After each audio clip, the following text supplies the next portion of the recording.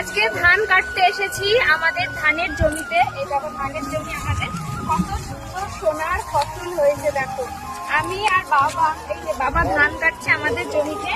আগের দিন দেখো এই অর্ধেকটা কাটা হয়েছে, এই অর্ধেকটার ধান কেটে এখানে জড়ো করে রেখেছি। আমাদের এই জমিতে আগের দিন অর্ধেকটা ধান কাটা হয়ে গেছে, সেই ধানগুলো দেখো এখানে জড়ো করে রেখেছি। রোদ্দুরে কি সুন্দর ধানগুলো দেখো শুকিয়ে গেছে, হেবি সুন্দর। আর আজকেও বাবা ধান কাটছে, আমিও এসেছি আজকে ধান কাটবো বাবার সাথে। আমাদের নিজেদের জমিতে, জানো তো, নিজেদের জমিতে না যে কোনো ফসল মানে উৎপাদন করা, এই ফসলগুলো কাটার মজাই একটা আলাদা। তো আজকে আমি সেই আনন্দের সাথে এসেছি বাবার সাথে ধান কাটবো। চলো তোমাদেরকেও দেখাই। এই যে এখন যে ধানগুলো কাটা হচ্ছে বাবা কাটছে, আমিও বাবার সাথে সাথে কাটবো, দিয়ে এই ধানগুলো আটকে রেখে দেবো জড়ো করে। আজকে করবো না, সেটা কালকে করবো। আজকে এরকম কেটে রাখবো, রোদ্দুরে অনেকটা শুকিয়ে যাবে।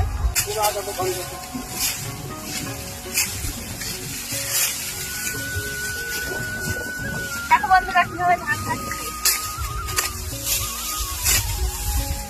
কাটি তো ভালো ধান নেই বাবা।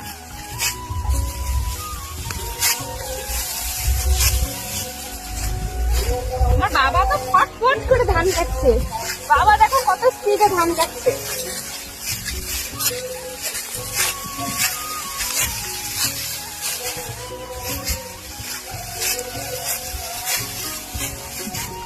বাবা ধান কাটতে তো বেশিক্ষণ টাইম লাগে না, অনেক তাড়াতাড়ি তো হয়ে যাচ্ছে।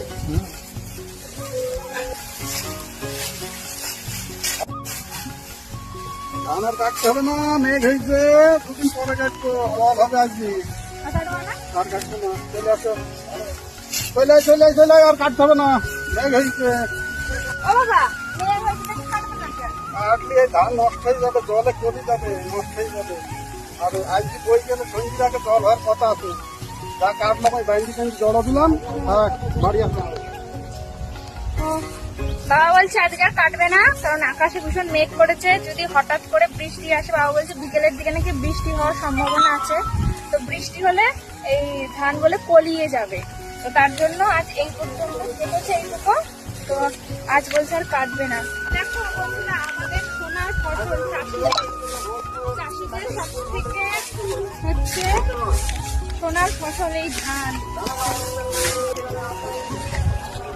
আমাদের আর একটা জমি আছে ধানের জমি, সেই জমিটা বাবা এত পেরে ওঠে না ধান চাষ করে, তার জন্য ওই জমিটা অন্য জনকে দিয়েছে চাষ করতে, এসে চাষ করে মানে আর কি খাবে।